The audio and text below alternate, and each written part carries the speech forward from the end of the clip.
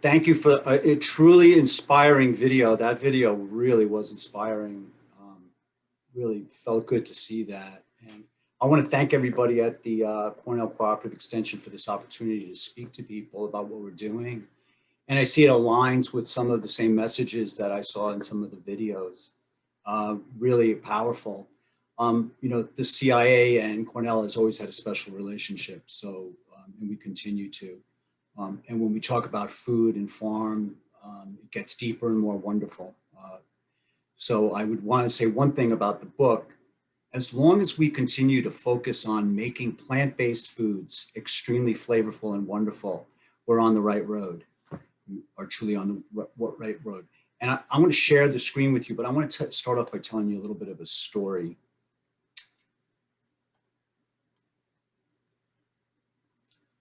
So I'm going to talk to you, kind of give you a helicopter ride of Culinary Institute and this Menus of Change, which I am a small piece of the Menus of Change kitchen and the Menus of Change puzzle, because it's morphed into something very, very large, and it's very, very wonderful.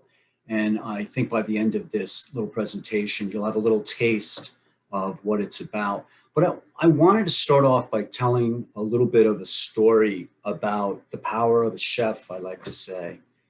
And I think most everyone here is familiar with the hurricane that ravaged Puerto Rico a few years back, or the hurricane that ravaged Haiti a few years before that. But a lot of people, I'm surprised when I say, do you know who Jose Andres is? And how many people do not realize who he is? He is an extremely influential chef. And the reason why I say this and bring it up right in the beginning is that we know that the things that you talked about in your video and a chef's relationship to those things is extremely important. And if we can empower the next generation of young chefs to come into the food system and make substantive changes and think about their relationship. I mean, you talk about it from a carbon footprint. It's extremely important that we think about what we are putting in our mouths 3 times a day and what we can do to help influence some change, to help the climate, to help the the youth of our world, and give our world a fighting chance to come back. So I want to share something with you that, if you'll give me 1 second, it's a quick letter. I'm just going to tell you a little bit about it. It's from a chef that is living in Hawaii. He was part of a group called the Blue Ribbon Task Force. And the Blue Ribbon Task Force is made up of chefs across our country. I'm talking like Susan Finnegar, Mary Sue Malikian, Stephen Piles, Rick Moonen, you name it, top chefs from all over the country who are in powerful food system positions. And they're part of supporting Monterey Bay Aquarium and supporting the the preservation of our oceans. And this Blue Ribbon Task Force is, during a COVID era, is under a very, very tough time because they are, they're under the same kind of problems that everyone is having financially. How do you stay afloat and how do you keep going? And this chef wrote this inspiring letter about being in Hawaii. And I just got the letter about an hour ago.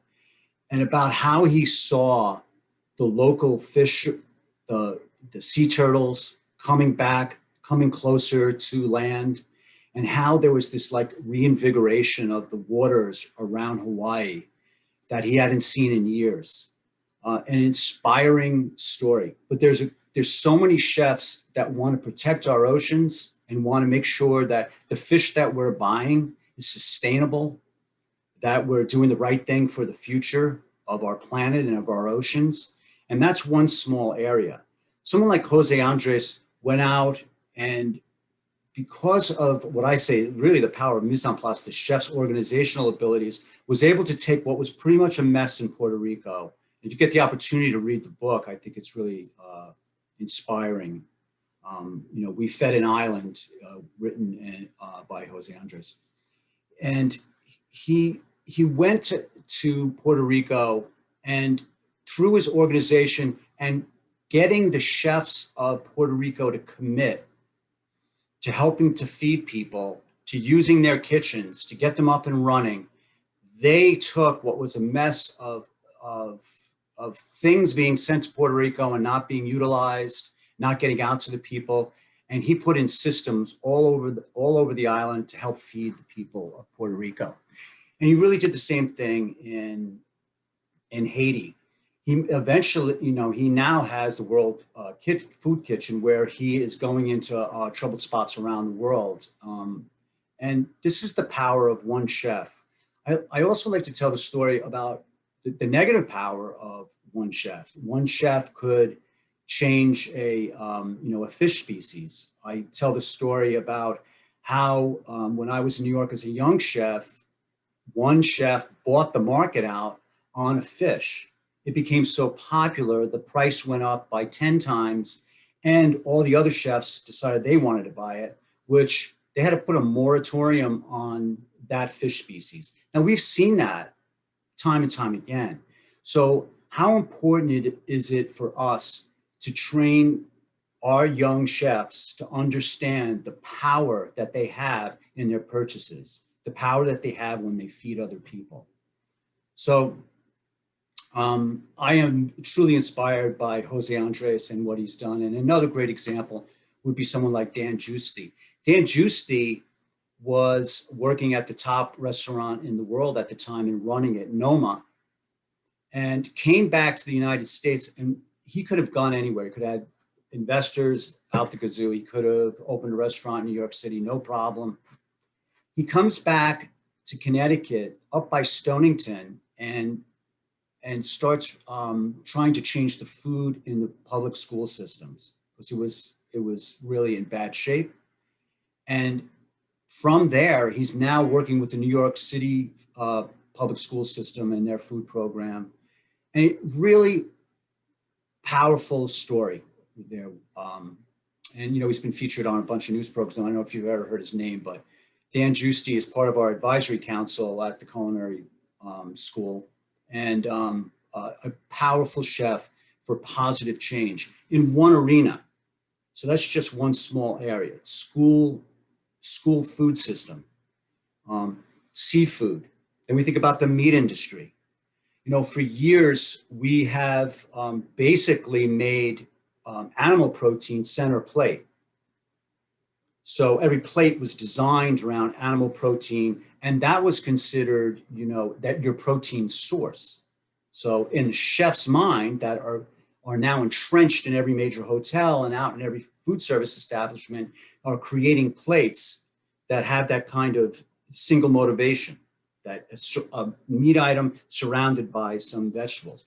Well, what's happening now with this plant forward movement is this change, and chefs that are going out there and changing the dynamic of that plate. So important for us reaching any of the Eat Lancet, objectives that we've heard about, and making really great change. So I think the power of a chef is extremely important, and one of the reasons why Menus of Change Kitchen becomes an important part of it. So, a little bit about me. I am the dean for the School of Baking and Pastry, and also the dean for the Culinary Arts program. We have about 80 faculty in those two schools that teach baking, pastry, and culinary arts. Our program is fairly extensive. We're now working on some master's programming, and we have campuses in Singapore. We have a sister campus in Puglia, Italy. We have a relationship we started with Barcelona pre-COVID, which we hope to get going, which was going to focus on the Mediterranean diet. We have a campus in California and a campus in San Antonio that focuses on Latin foods. So fairly complex organization. I joined the CIA back in 2008 as a faculty member and taught cooking of the Americas for a few years while I still ran a restaurant, and then moved into administration. My early part of my life, I lived in San Francisco. I worked with Jeremiah Towers. It was when Alice Waters and the whole American food scene was starting to burgeon in the late 70s, early 80s. So that was very influential for me. I moved from New York City out to California because I wanted to be part of where they grew the food, where the wines were made. I wanted to have a deeper experience. I came back to New York City, opened a restaurant that was the first non-tablecloth restaurant to receive 3 stars in the New York Times, called Arizona 206. But even at Arizona 206, we were doing work with farmers and making sure that our products were of the best quality, having them grow things for us, also working with them in terms of, what is it that they have surplus of that we can help, utilize in our space and create great tasty food from. So I've always had a passion around that. So, most of you probably know about the culinary, but the culinary was formed really from the GI Bill, and it was originally on the New Haven campus of Yale. It was really meant to start a burgeoning food service industry and supply labor from returning vets. And in 1972, we moved up to Hyde Park. And when we went to Hyde Park, our programming increased and our program got a little bit more intense, and not just a trade school anymore, a very deep program that really dives deeper into the food systems. We have a culinary science program now. We have a liberal arts and food studies program, business management program that we do. So, and there's a lot of alumni out there. So again, when we talk about the food system, if they go into the food service sector, they really can make a lot of really positive changes there. So Menus of Change, it's now in its 8th year, and Menus of Change started as a relationship with CIA and the Harvard School of Public Health. And some of this came about from another conference that we were doing with Harvard called Healthy Kitchens, Healthy Lives. And this was about training doctors, bringing doctors and nutritionists and dietitians to the same table, teaching cooking techniques so they could transplant that information to their clients. And what happened was, from that, you'll hear a lot about teaching kitchens. Well, like Google has teaching kitchens now for all that really was transpired from this Healthy Kitchens, Healthy Lives initiative, and was the beginnings of this Menus of Change. So the principles, these 24 principles, would seem kind of burdensome sometimes, but we'll talk a little bit more about it. It's based in science, so it's really based in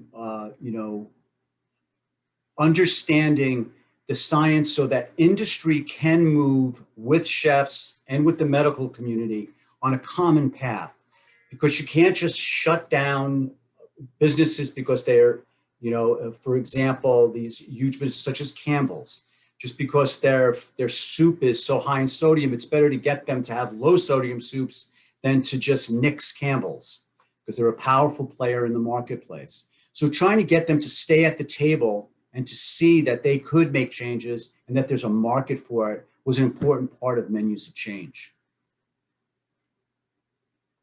So some of the principles that we're talking about are listed here. Sourcing in and preparation. So celebrate cultural diversity and discovery. So that brings us to menus from around the world, not being myopic. Choose healthier oils became an important buzzword, reducing the amount of red meat that was consumed. And a lot of this has been, shown over and over in the Eat Lancet report that I talked about earlier. It is, exemplified that these things will be it's the 4th largest change agent for our climate. If we can move more towards plant-based, get more legumes and nuts and plants to the center of the plate, we can have an influence on climate. So these are some of them. And by the way, all of this, if you go online, you can look up menus of change, and you'll be able to access a lot of great information on the website that's online and available to anyone. What happened after the menus of change was the principles then became something that was grabbed a hold of by Stanford University and CIA and Harvard. And they started on this road where they would combine research and collaboration with colleges across the United States. So that's what this is, Menus of Change University Research Collaborative. And the original 35 colleges, I believe, we're up to 60 now, and it's about 135 colleges that participate in this collaborative. And what this was about was, how do we change and influence the dietary patterns of students? And how do we get them to buy into and understand that what they eat and how they eat has an influence on the planet? And so research projects are worked on across these campus communities. Some are self-op, some are, have non-commercial food service establishments in them, such as Aramark, et cetera. So there's different perspectives, and there's different perspectives based on regional differences. But because we have so many players in the game, we're able to understand more about those regional differences and able to support each other in different ways. So there'll be creation of material that they could use for advertising to students, the importance of reducing your meat consumption or lowering your waste or putting less on your plate. And their promotion materials would be shared across this whole collaborative. So it was a beautiful way of bringing a lot of people together around a lot of important issues that are related to our food system. So the mission statement for the MCRC is cultivating the long-term well-being of all people on the planet, one student and one meal at a time. So this has reached deeply, really inspiring. I would go to Boston University or out to California, to UCLA, and I'd be seeing all of these MOC-related promotions. Just truly inspiring to see how many people participate in this collaborative. And we have a conference at CIA that is held, we did it virtually this year, but that is held on our campus, where all of these different universities do come together and do connect, and we participate in this wonderful seminar that we do every year. So one of the things, so this kind of helicopter view of this initiative, Menus of Change, into Menus of Change University Research Collaborative, how did we use it and how did we apply it at CIA? What did we do? We have a very fundamental, core teaching program that works very well for students. And how do you embed more plan forward, and how do you make it work? So a lot of that was connected on this higher level, but wasn't really being connected within our program well enough. So it really took a lot of education of faculty, a lot of more seminars, a lot of more speaking engagements, a lot more professional development to get a lot of faculty that were kind of stuck somewhat in that old kind of sensibility about that piece of animal protein as the center of the plate, and move beyond that, move beyond kind of the French hierarchical system of the brigade way of cooking in a kitchen space. So the Menus of Change Kitchen at CIA came from us getting a small grant from the Statler Institute that helped us to start down a road of moving plant forward messaging and seeing how we could bring more people and get more buy-in from both student and from faculty and from administration.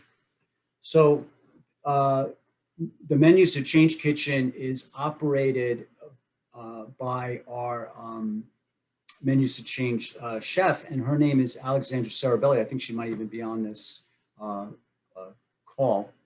And she's a graduate of our food studies program and has worked extensively in food kitchens. She's an incredible young lady who's done incredible work in the local community, helped us to reinvigorate our food drives and support the Hudson Valley Food Bank. So many things, so many wonderful things, and I'll talk more about them as we go along.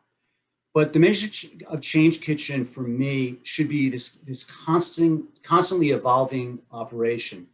Because as we look at this world that we're living in, we know that the food service sector is getting annihilated. The restaurant industry is getting beat.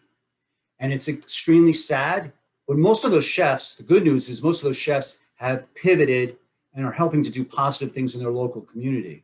Is again the power of a chef and what they're able to do. And that's what I'm seeing, and that's what I'm hearing from a lot of chefs. But the restaurant business is going to take a while to recover, but we're always going to be feeding people. So we can do it, and we can make it positive, and that's what we're trying to do. So in the Menus of Change Kitchen, pre-COVID was a different conversation. Our conversation now is much different.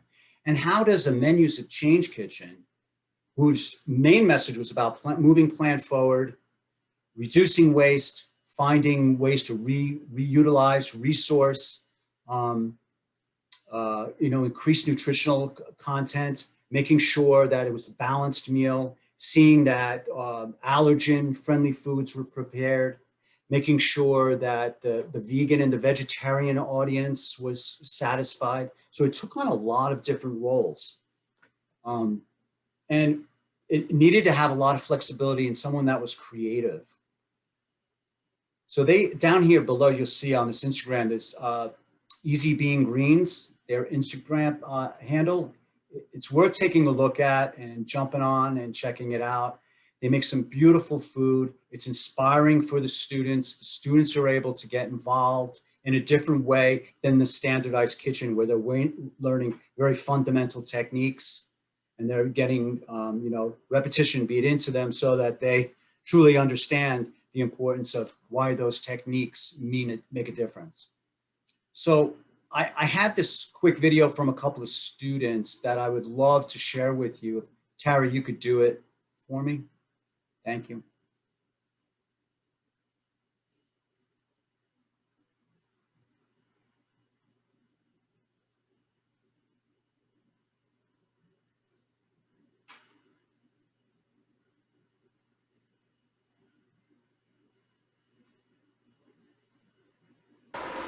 Hello everyone, my name is Lance Piscoso and I am a four-term student here at the CIA.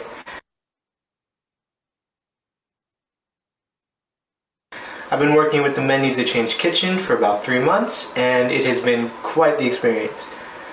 Now, MOC to me is a place of purpose.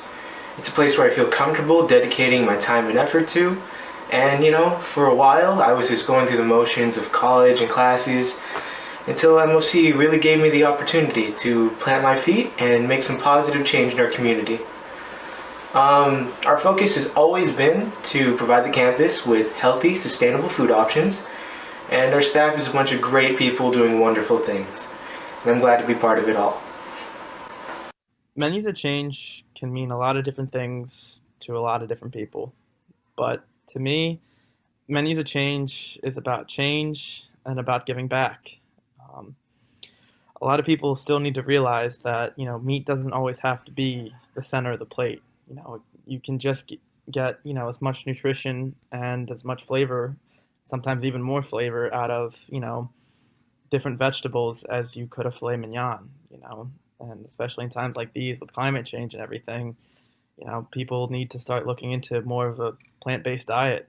I know from Menus of Change that I've changed the way that I've eaten, and it makes me feel better inside, because I'm helping myself as well as the environment, and Menus of Change has really benefited me, and personally, with eating different, but it's also changed me as a chef. I can create just as a flavorful dish using plants, and especially it's helpful when, more and more customers these days are looking for vegan or vegetarian options, instead of just being, a lump of cold vegetables that are, lacking flavor. It can be, a variety of different things. So it's definitely that's something that I have grown a huge love for, and I miss MOC Kitchen every day, and I can't wait to be back there as soon as we can.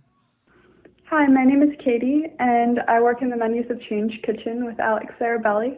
I've been with her kind of since the inception of the kitchen and while she was developing the concept. And watching the kitchen develop over time has been one of my favorite things about the CIA.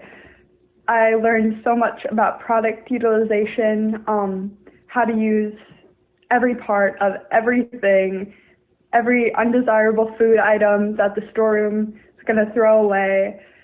It's been an amazing opportunity to be creative, and it's been a huge boost of confidence and has really provided opportunities to do things I didn't think I could.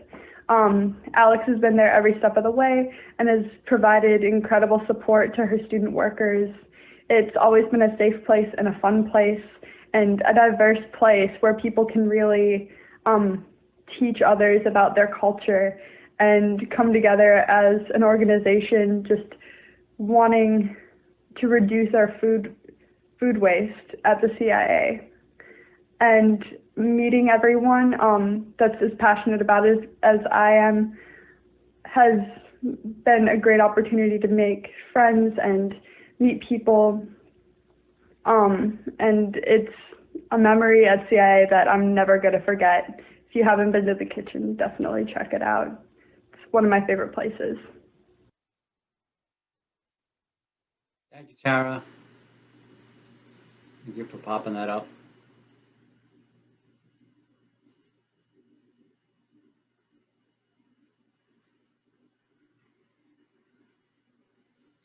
Okay, so we know what Plant Forward is. You heard some students talk about it and how it's influenced them. And you could see that just by the things that they were saying, how it's starting to get ingrained into them, that it can be something really wonderful and beautiful and not a secondary thought, but a primary thought in terms of, the plating and the thought process.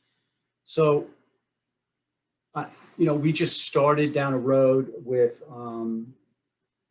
building an African cuisines concentration this past week. So it's very, very exciting. It's an important time for it, as you all know. And we see Menus of Change as that space again, where something, and here's a continent that has been ignored basically culinarily. And we have an unbelievable opportunity now as the CIA to really bring something forward. But this goes to one of the principles of the Menus of Change: celebrate cultural diversity and discovery. And you can see it by this dish that was inspired by Tanzania that comes out of our Menus of Change kitchen. Now, this is part of the student dining. This is a choice for them of a kitchen that they can go to. They have a bunch of different kitchens that they can visit, and it's become a very, very popular space for them to go. And when we think produce first, here's an example coming out of the Menus of Change kitchen. So through this and this development of recipes, etc., these are all shared with the MOC and the MCURC community. So it's a great opportunity for people to look at plant forward foods and get some great ideas and get great recipes for, just looking it up on the internet. So, quickly put, I asked Alex if she would put down some accomplishments of the Menus of Change kitchen. And I just want to talk on a couple of these. So before we hit COVID, the MOC kitchen served about 500 students in a block, which is a 3-week period, an average food cost of $2.50 per plate. Now that is there's something to be said there. It's one of the reasons a lot of industry is looking at Plant Forward too, because they're like, wow, we could actually save a lot of money and this is a cost-effective way to run a business going plant forward. So industry is definitely interested in it.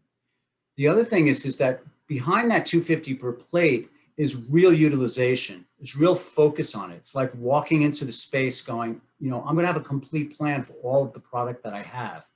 Where there's a lot of waste in kitchens and we know it, we know that as an industry that we can do a lot better. We start training that philosophy a lot earlier in culinary students' life. It's going to make a huge difference in terms of the waste, output that we know is a huge problem. You know, the 30–40% number that we hear about, right? And the effect on the environment, et cetera. Good, nutritious food that goes to waste. So we know we have a lot to do around that. They were providing beautiful food and no additional cost. So actually a cheaper cost for students. And they also were able to do a lot of events. They helped with the Hudson Valley Food Bank, as I was mentioning. They did a wonderful outreach to the Poughkeepsie school system, and they were teaching young students about about different types of food, about plant forward, and just wonderful, tasty food, and getting the students involved with the whole process. They represented at bachelor's recruitment events, contributed to the MCRC working group, the conference. They presented. It was a great supplement for our student dining when we had kitchen closers, etc. And then they did seminars to students and joining in with our with Brad Barnes with our CIA consulting team. So just to name a couple of the accomplishments of this kitchen. So our thought process around the MOC kitchen was, could this model be used in other college systems in terms of coordinating so if you're a college that has 6 dining operations, is there a chance that a menus of change kitchen can help meet some of these sustainable goals that you guys have talked about earlier? Is there a possibility? So that's one of the things that pre-COVID we were going to work towards with MCURC to see if we could outline a model and do research around it to show the financial benefit from what an MOC kitchen could do. So that's a quick synopsis of MOC and what we do.